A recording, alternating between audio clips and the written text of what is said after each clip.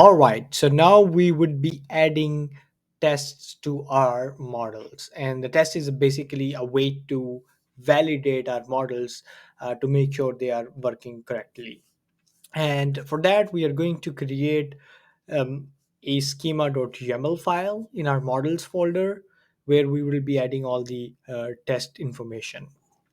And for that, I'm going to going to the models directory, creating a new file, and I'll give that file name schema.yaml.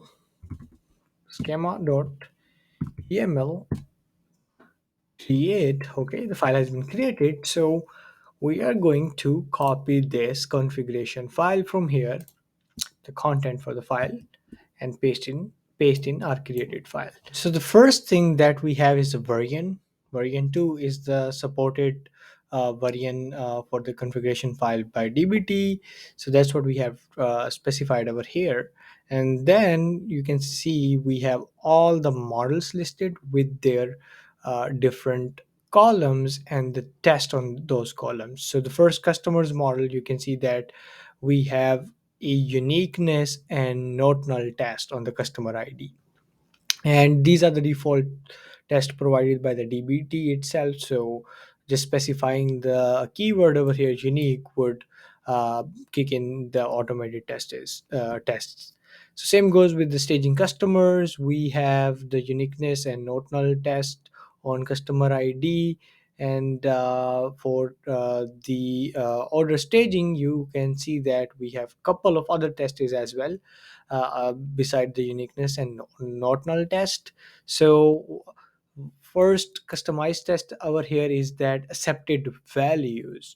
So it's kind of defining that the values for a for a order, for the status should be only placed, shipped, completed, returned, pending, and returned, and there shouldn't be any other value than except these ones. And if there is any different value, a spelling mistake on maybe return pending, somebody might accidentally write it down returns pending, so that would be failing this test, and we'll be able to know that.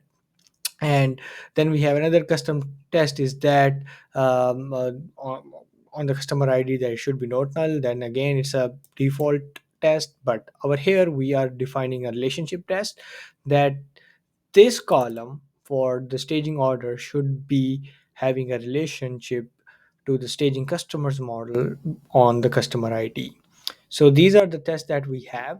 And next, all we have to do is to go to the terminal and type dbt test and run all the tests.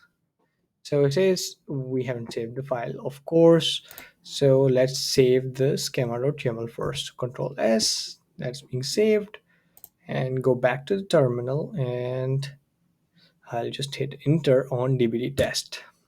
All right, so now all of the tests have been successfully completed, and all the tests have been passed. So we found no errors. So that's how the tests are being done on DBT. So that's it about this video, and I'll see you in the next one.